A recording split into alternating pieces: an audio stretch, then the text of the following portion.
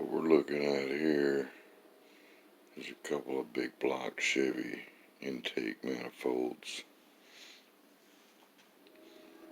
These are both the same kind of intake,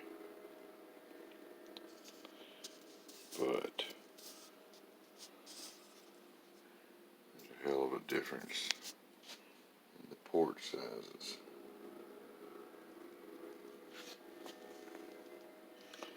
So in the world of the big block Chevys, as some already know, you have basically three intake port sizes. You got your fucking peanut ports, which, unless you're building a tow truck or something, they shouldn't really be considered for making any real power.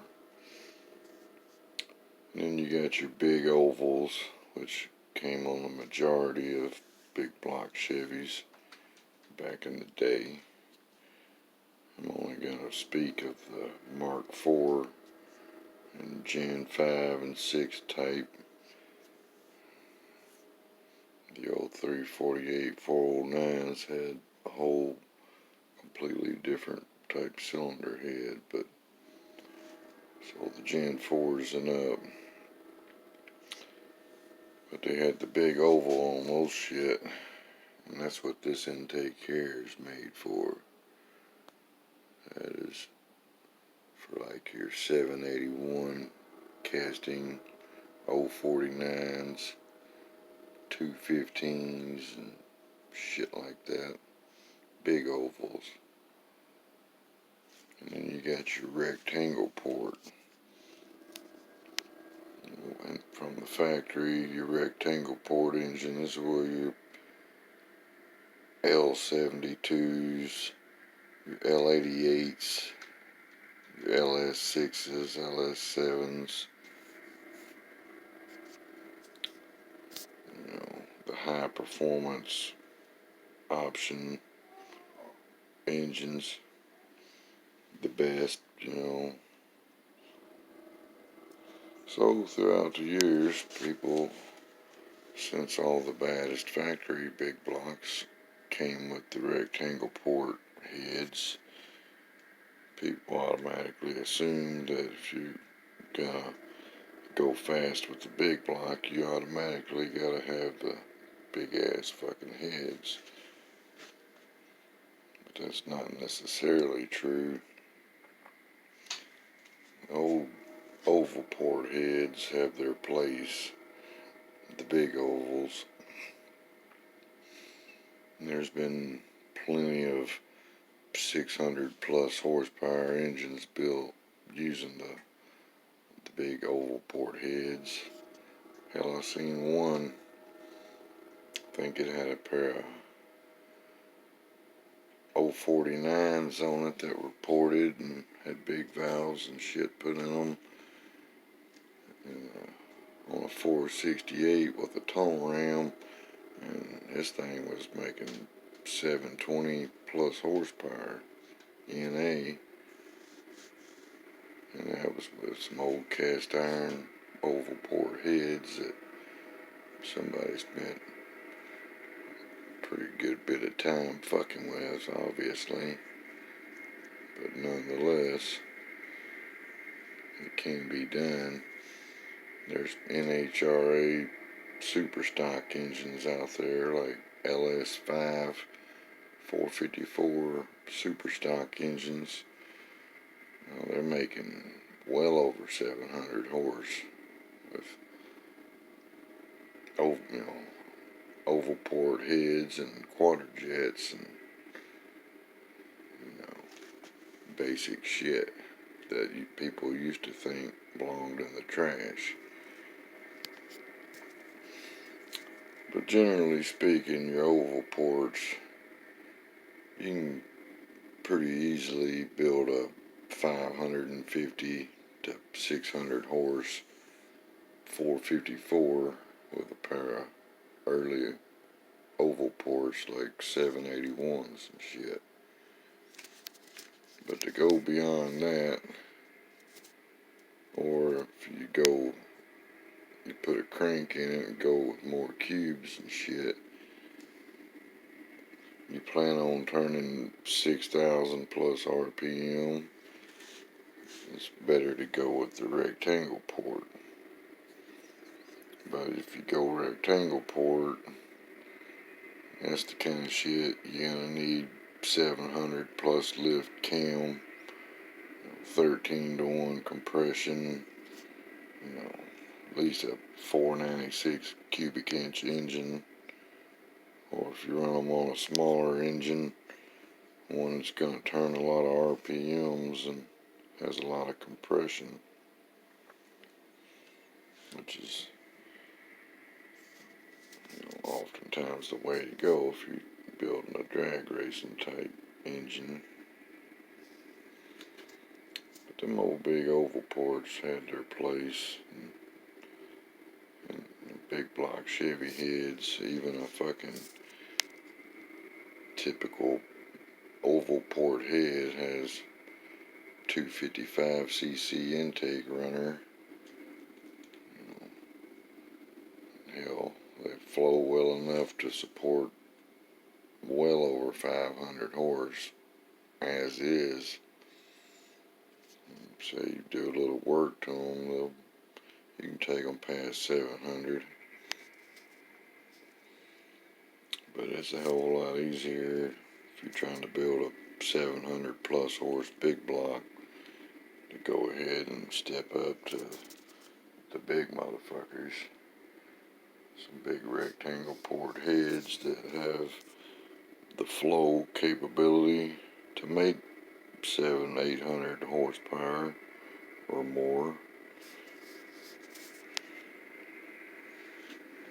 But for most mild street builds, your parts need to match. If you're that guy that's gonna build him a 454, you just want a big fat ass engine in your Chevelle to take to the little car shows and shit and sit out there in your lawn chair and look at the sky and shit. If you just want to build one of them and you want to use a Edelbrock Performer intake and a 750 Edelbrock carburetor and your Edelbrock Performer cam and 8 to 1 compression stock bottom end 454, you better stick to the old port heads. Probably could even get by with the peanut port heads in that application, but most guys, they just want the look of a big block, but oval ports are more than enough. But for me, the thing about the big block Chevy is they're big fucking engines and they're heavy motherfuckers. And what you can do with a small block Chevy, much lighter engine, a lot more room to work with, fit and shit a lot better. To justify using a big block Chevy, it's going to need to make a whole lot of power. If you're building a 454 and you're only wanting 400 horse, you're wasting your fucking time. You might as well throw you a 350 together with some Vortec heads, hydraulic roller cam, and there's your 400 horse pretty fucking easy. So, you build a mild big block, you're getting that fucking weight penalty, but you're not getting the gains that these motherfuckers really have to offer. So, if you're gonna go through the trouble of swapping a big block in your shit, it needs to put out at least 650 to 800 plus horsepower to justify it. So otherwise, you throw a big mild big block in your shit and you just threw a couple extra 100 pounds in your ride, and build a small block that would outrun it, you know. So if you're gonna go with the big block weight penalty, which with aluminum heads and all the shit, they don't weigh, you know, a cast iron big block weighs a fucking shitload, but one decked out in aluminum, they're not as heavy as people think, but they're still pretty fucking heavy. So to justify that, they better make a whole lot of power to carry themselves, which they do, no fucking problem. But the big block can go where the small block can't. So once you've gone as far as you can with a small block, then it's time to step up to the big boys. But shit, I've seen peanut poured engines people build making 500 plus horsepower. Mild, hydraulic rollers, low compression. You know, shit you could get in and drive every fucking day. Gas mileage wouldn't be worth a shit, but nonetheless, most big blocks actually came in vehicles that were drove by somebody every day, like 454s and half-ton pickup trucks. A lot of people that had them didn't even know what a big block was. They just knew that truck had some pull, but they were passenger car use. The big block Chevy was originally invented as a racing engine. That's why they're so fucking good. That's the only GM engine ever made that was built as a racing engine first, and then later adapted to passenger car use. So everything they didn't like about the small block Chevy, they corrected it with the big block Chevy. Went out and kicked everybody's ass on the NASCAR track. That was their first intention, was to smoke everybody in the NASCAR races back in 1963 when they were unleashed. And they were the baddest motherfucker on the track. I believe they got banned the next year, but they had an unfair advantage. Took everybody else a few years to catch up. But they still have an unfair advantage to pretty much about anything made. I mean, you make more NA horsepower with a big block Chevy a hell of a lot easier than any other engine made. Look at the fucking ports on them bastards. Just compare that shit to about any other engine platform, and there's your obvious fucking, you know, even like a Pontiac. You know, this fucking engine, this intake made for a 400, 455s and shit. It look like small block Chevy intake runners. You compare them to the fucking holes on a big block Chevy. Ain't no comparison. Big engines make big power. And these fuckers are far from obsolete. So when you've gone as far as you can go with whatever else it is you fuck with, I know from experience, because I started out building Pontiacs, Oldsmobiles, and Buicks, and I tried going head to head with the big block Chevys back in the day.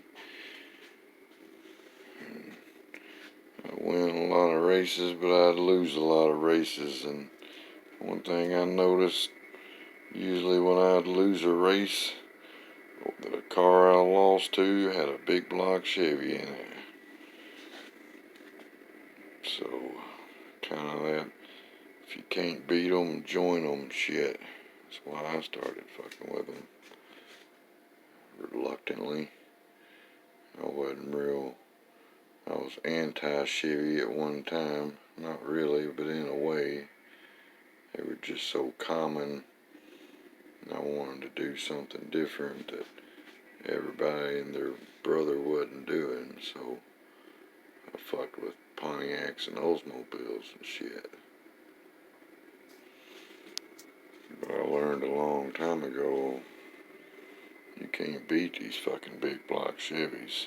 NA or boosted or any fucking thing. You put turbos and blowers and nitrous on these motherfuckers.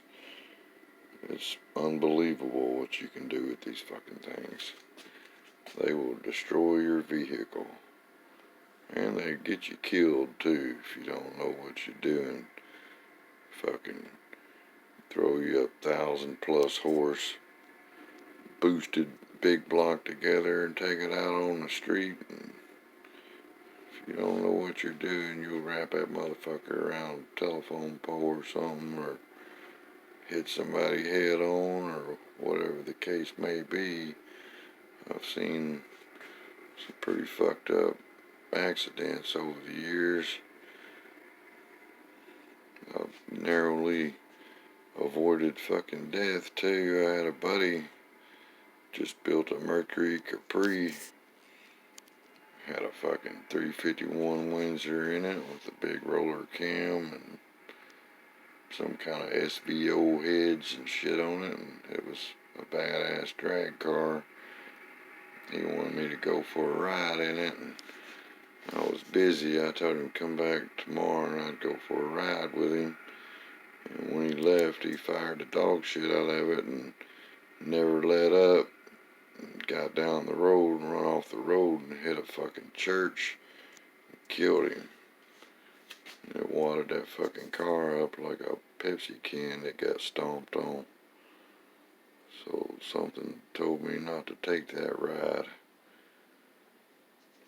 It was probably a 600 horse, 351 Windsor Ford engine and a Mercury Capri that was set up for drag racing. So shit can be dangerous. And these big fat rats, they get real fucking dangerous. But like I said, it's the easiest fucking power you can make. And there's shitloads of parts made for them. I mean, they're not as cheap as a small block, but you know, they're still cheaper than a lot of shit. Cheaper than Fords. But there's the difference between your rectangle port, big motherfuckers, and your oval ports. These are actually, this rectangle port is 2.50 tall and 1.70 wide. This oval port is 1.85 tall and 1.54 wide. And a peanut port, it motherfucker's like 1.5 by 1.5. It's pretty much round. I don't have any of them laying around because I just don't have no fucking use for them. I don't need a tow truck. But there you go. You got your rectangle port. You got your oval port. They both have their place. It's just all a matter of what you're trying to do. There you go.